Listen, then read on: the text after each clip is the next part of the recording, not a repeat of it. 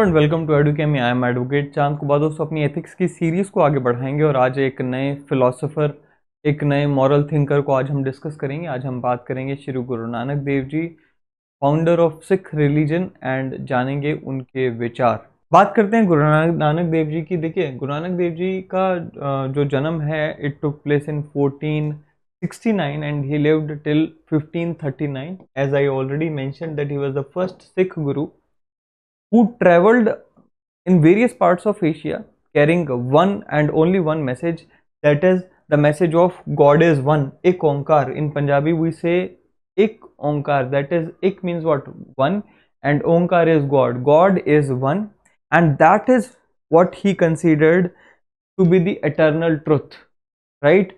तो उनका ऐसा मानना था कि गॉड एक है जो कि हर जन में समाया हुआ है और यही एक एटर्नल ट्रुथ है। अगर हम इनके सोर्स की बात करें कि हमें गुरु नानक देव जी के मैसेजेस कहाँ देखने को मिलते हैं, कहाँ उनके लेसन सीखने को मिलते हैं, सो वी ऑल नो सिखों का एक ग्रंथ है, धार्मिक ग्रंथ है, पावन ग्रंथ है, that is Guru Granth Sahib. After 10th guruship was transfer to Guru Granth Sahib only, and उन्हीं गुरु ग्रंथ साहिब में हमें गुरु नानक देव जी का मैसेज देखने को मिलता है। बिकॉज गुरु ग्रंथ साहिब में गुरु नानक देव जी की बाणी शब्द की फॉर्म में 974 हाइम्स की फॉर्म में दर्ज की गई है। अब गुरु नानक देव जी के जीवन के बारे में बात करें। देखिए, गुरु नानक देव जी का जन्म, जैसे मैंने आपको बताया, वो उनका जो जो पेरेंट्स थे वो हिंदू खत्री फैमिली से बिलोंग करते थे। पिता का नाम अगर हम बात करें तो मेहता कालू, जिन्हें कल्याण चंद दास बेदी पूरा नाम अगर हम बात करें तो माता तृप्ता उनकी मदर का नाम था, and his father was a merchant. Now during 16th century guru Nanak Dev जी ने 4 उदासियां यानी कि 4 मेजर स्पिरिचुअल जर्नीज की थी। ये 4 उदासियां 4 दिशाओं में हुई थी, 4 directions, east, west, north and south. ये जो 4 उदासियां थी, गुरु नानक देव जी की बाणी में हमें देखने को मिलता है कि 9 खंड यानी कि 9 रीजन्स ऑफ द अर्थ में ये गए। बेसिकली एशिया के अलग अलग हिस्सों में ये गए, जिसमें हमें ईस्ट में सबसे पहली जो उदासी देखने को मिलती है, जहाँ पर बंगाल, असम, झारखंड इस दिशा में गए। फिर साउथ में जाते हैं जहाँ पर श्रीलंका तक ये जाते हैं, आंध्र, तमिल आज का जो है वहाँ तक गए, श्रीलंका भी गए। नॉर्थ में जाते हैं तिब्बत, नेपाल, हिमाचल, जम्मू कश्मीर, इस तरफ ये जाते हैं। एंड जब हम वेस्ट की बात करें तो टिल मक्का मदीना तक ये गए। मैसेज बड़ा क्लियर था दैट गॉड इज़ वन, और जो भी हम रिचुअल्स में उलझे हुए हैं, ये रिचुअल्स का कोई मतलब एज सच नहीं है। जो भी कस्टम्स हैं, जो भी वो हैं, उसमें स्पिरिचुअल जर्नी में उनका कोई मकसद नहीं है। तो ये क्लियर कट मैसेज लेके, यूनिवर्सल ब्रदरहुड का मैसेज लेकर ये हर जगह गए। साथ ही में इनकी जो कोर टीचिंग्स हैं, 3 कोर टीचिंग्स जो इनकी हमें देखने को मिलती है, दैट इज वंड छको, नाम जपो एंड किरत करो। ये 3 कोर टीचिंग्स हमें देखने को मिलती हैं और ये मैसेज इन्होंने हर जगह पे स्प्रेड किया। वंड छको पंजाबी का वर्ड है, 2 वर्ड्स को मिलाकर ये टीचिंग हमें देखने को मिलती है। वंड का मतलब होता है शेयर, छको मतलब होता है कंज्यूम करना, खाना। तो इनका जो मैसेज है that is share what you have with others, do not gate indulged completely yourself only. जो भी आपको मालिक ने दिया है उसको दूसरों के साथ बांटकर आपको खाना चाहिए। So that is what he said, sharing whatever God has given you with others and helping those who are in need with Shri Guru Nanak, that is what Shri Guru Nanak Dev Ji preached। आपको ऐसी कई सारी documentaries और ऐसे कई सारे लोगों के विचार देखने को मिल जाते होंगे, जहाँ पर एक यूट्यूबर को भी मैं देख रहा था जो कि शायद साइकिल से पूरी दुनिया घूम रहे हैं। उनका भी ये कहना था कि जहाँ जहाँ पर भी मैं गया हूँ, जहाँ जहाँ पे भी सिख लोग या पंजाब के लोग मुझे मिले हैं, वो सबसे ज़्यादा हेल्पफुल मुझे देखने को मिले हैं। नाउ ऐसा इसलिए है क्योंकि ये यहाँ पे कल्चर का पार्ट है, राइट? और वो कल्चर कहाँ से आ रहा है, you can see, right? So as I just said that 3 core teachings जो कि गुरु नानक देव जी की रही, उसमें से नंबर 1 ये है। अब उनकी जो बानी है, उनके शब्दों में क्या कहा गया है, कहते जी, with the grace of lord whatever you have received share it with the needy and then consume. दूसरा है किरत करो। किरत करने का मतलब क्या होता है, डोंट एक्सप्लॉयट अदर्स, अपनी हक हलाल की कमाई को कमाओ और अपना जीवन व्यापन करो। डू हार्ड वर्क एंड उससे जो पैसा आए, उससे जो आपका जीवन व्यापन होना चाहिए। तो mean make a living honestly, ईमानदारी से पैसा कमाएं। One should not exploit others to enjoy self happiness, earning without fraud, working diligently is what he preached. Third is नाम जप करना।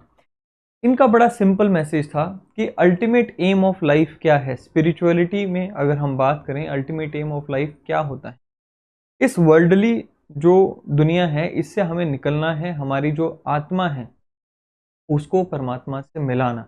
ज्योति ज्योत समाए, जिसको हम पंजाबी में बोल देते हैं, आत्मा का परमात्मा से मिलन हमारा वो अल्टीमेट गोल है ये कहते हैं, और वो हमें भूलना नहीं चाहिए। अब वो भूलने के लिए, हम वो ना भूलें उसके लिए क्या करना होगा, कहते हैं जी नाम जब 24 घंटे आपके मन में चलते रहना चाहिए। जप करना है, सिमरन करना है, आप वो करते रहें। अगर आपको भजन करना है वो करते रहें। आपके मन में हमेशा भगवान का नाम, गॉड का नाम वो चलते रहना चाहिए। आप कोई भी काम कर रहे हैं उसमें वो नाम नहीं छूटना चाहिए। This is what he said. अब ऐसा क्यों करना है, इससे जो सबसे बड़ा हमारा अचीवमेंट होगा, कहते हैं जी वो हमारे जो 5 एविल्स हैं, जिसको पंजाबी में कुर्बानी में पंज पांच ककार कहा गया, नो सॉरी 5 इविल्स कहा गया। ककार तो वो हो गया जो सिखिज्म के सिंबल्स हैं, विकार कहा गया है, सॉरी ककार नहीं, 5 विकार कहा गया है। दैट इज काम, क्रोध, लोभ, मोह, अहंकार। ये 5 जो विकार हैं इनसे हमारा छुटकारा होगा। ये 5 के 5, दैट इज काम जिसको हम लस्ट कह सकते हैं, क्रोध दैट इज एंगर, लोभ दैट इज ग्रीड, मोह दैट इज अटैचमेंट, एंड अहंकार दैट इज ईगो, या जिसको एरोगेंस कहते हैं, इनसे छुटकारा होना ज़रूरी है और इसलिए नाम जप करने की सलाह दी गई है। क्यों इनसे छुटकारा चाहिए, क्योंकि ये हमें दोबारा माया में धकेलते हैं और इसी दुनिया में फंसा कर रखते हैं बेसिकली। ठीक है, चलिए और इनके जो मैसेजेस हैं उनकी बात करें। So he believed in universal brotherhood, he believed that life is way beyond these divides of caste, color, gender, religion etc. क्योंकि ये तो इनका मैसेज भी था, उदासियों में भी इनका जो मैसेज था वो यही था, यूनिवर्सल ब्रदरहुड का ही मैसेज था। एंड इसीलिए आप देखेंगे कि ये किसी एक धर्म, किसी एक रिलीजन, जात, कलर या फिर लैंग्वेज के लोगों का भला नहीं मांग रहे हैं। ये अपनी जो प्रेयर्स हैं भगवान से उसमें भी आप देखें सरबत दा भला, यानी कि सबका भला मांगते हैं और यही प्रेरणा ये अपने फॉलोअर्स को भी देते हैं। इसको आप और ज़्यादा मैनिफेस्ट होता हुआ देखते हैं जब हम सिखिज्म में अरदास का कंसेप्ट है, that is prayer to the God, उसमें भी यही कहा गया है, नानक नाम चढ़दी कला तेरे भाणे सरबत दा भला। मतलब कि again with lord's grace Nanak सबका भला मांग रहे हैं। ठीक है, एक और इनकी जो कोर टीचिंग हमें देखने को मिलती है वो ये कि भाई झूठ किसी भी कंडीशन में नहीं बोलना चाहिए। अगेन आप देखेंगे जब हम बात करते हैं एथिक्स की, डियोंटोलॉजी, वर्चू एथिक्स एंड टेलियोलॉजी, इनकी जो फिलॉसफी है वो डियोंटोलॉजी की तरफ जाती हुई हमें दिखाई देती है, क्योंकि कर्म थ्योरी में ये विश्वास करते हैं, आगे आएगा भी, मैं अभी भी डिस्कस कर लेता हूँ। ये कहते हैं जी हमारे जो कर्म हैं उससे डिसाइड होता है कि हमें जीवन कैसा मिलता है। हमें इन कर्मों के बंधन से मुक्त होना है और कर्मों से मुक्त होने के लिए ही नाम भजन सिमरन का ये यहाँ पर जो है गुणगान करते हैं। तो कर्म कैसे होने चाहिए, that we should be very much conscious about this. And वो कर्मों को ही सही रखने के लिए यहाँ पे क्या कह रहे हैं, speak truth without any fear. तो Guru Nanak Dev ji said it is always better to speak truth without any fear. अगर आप झूठ बोलकर, सच को दबाकर कोई विक्ट्री या कोई अचीवमेंट हासिल कर भी लेते हैं, so it is going to be temporary, because only truth and truth stands the stands permanently. Sticking to truth is also one of the hukums of the guru. तो इनको तो ये तो हुक्मनामे में भी आ गया कि भाई आपको सच बोलना है। गुरुओं का जो हुक्म है अपने फॉलोअर्स के लिए उसमें भी ये प्रिंसिपल एम्बाइब्ड है। सेल्फ सरेंडर, गुरु नानक देव जी का कहना है कि भाई देखिए ईगो या सेल्फ का जो आपका एक इमेज आप लेकर चलते हैं, वो हमारी जो पर्सनैलिटी है या जो हम हैं वो भगवान के सामने कहीं पे स्टैंड भी नहीं करते, but still we think that we are running the show. It is not the case. If you believe so then you will reach nowhere. इसलिए उन्होंने क्या कहा, that surrender your ego and self to whom, to God. कहते जी according to him getting his blessings, surrender of self और ego is essential. मतलब भगवान की ब्लेसिंग्स पाने के लिए केवल उन्हीं वही पा सकते हैं जो खुद को, खुद की ईगो, खुद की एरोगेंस को सरेंडर कर दें, ये मान लें कि मैं कुछ नहीं हूं, तभी आपको वहां पर ब्लेसिंग्स मिल सकती है। Those who do not surrender themselves और their ego are not blessed with the grace of God. एक और, जैसे मैंने अभी कहा, theory of karma, he believed firmly in the principles of karma. जो जो कर्म करोगे वही भोगना, भरना, राइट। जो जो आप कर्म करते हैं वही आपको भोगने पड़ते हैं, वही आपको उसका आके आपको भरपाई करनी पड़ती है, हिसाब किताब देना पड़ता है। इसलिए अगर कर्मों के बंधन से छुटकारा होना, जैसे हमें वेदांत में भी देखने को मिलता है, हमें ये देखने को मिलता है कि भाई अहम ब्रह्म अस्मि, मैं ब्रह्म का ही अंश हूँ, कहते हैं ना। अब वो ब्रह्म का अंश हूँ और अल्टीमेट जो गोल है वो क्या है, मोक्ष, मोक्ष की प्राप्ति।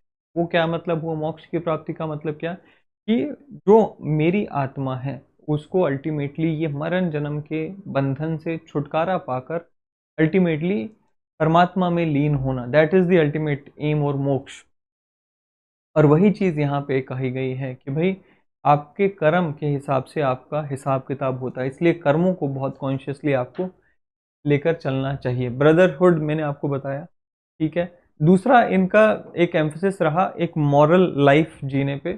तो मॉरेलिटी में जो जो चीज़ें आ जाती हैं, पर्सनल मॉरेलिटी पे इनका खास करके एम्फोसिस हमें देखने को मिलता है कि झूठ नहीं बोलना है, चोरी नहीं करनी है, लाइवलीहुड जो है वो ऑनेस्टली हमें अर्न करना है, नॉट टू हार्म और hurt anyone and help the needy. ये कुछ खास प्रिंसिपल्स हमें यहाँ पे देखने को मिलते हैं। एक आखिरी जो प्रिंसिपल है वो हमें यहाँ पे देखने को मिलता है, that is disbelief in penance.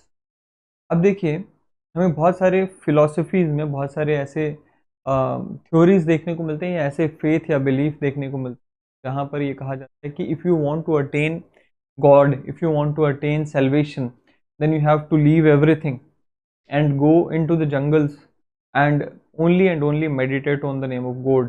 But then इनका ऐसा मानना है कि भाई आपको सब कुछ छोड़कर संन्यास लेकर जंगलों में जाकर ही भगवान मिलेगा, ऐसा नहीं है। आपको इस, ये बहुत बढ़िया सुंदर मिसाल भी कई जगह पे दी गई है कि एक कमल के फूल की भांति होना है जो कि कीचड़ में रहते हुए भी प्योर एंड पवित्र और कीचड़ से ऊपर होता है। माया से घिरे हुए आपको अपना जो धर्म है वो निभाना है। धर्म क्या है, भगवान की पूजा, भगवान को याद करना है, सिमरन करना है, भजन करना है और मोरल लाइफ को जीना है। तो he did not believe in parents. इनका ये मानना था कि सन्यास लेकर जंगलों में जाने के दुनियादारी में रहते हुए भी आप भगवान की प्राप्ति कर सकते हैं। जस्ट आपको अपने मॉरल्स को, अपनी मॉरल लाइफ को जीना है और भजन को करते रहना है भगवान के नाम। ये एक बैलेंस्ड लाइफ का उन्होंने तरीका बताया। तो ये थी कुछ teachings of Guru Nanak Dev ji.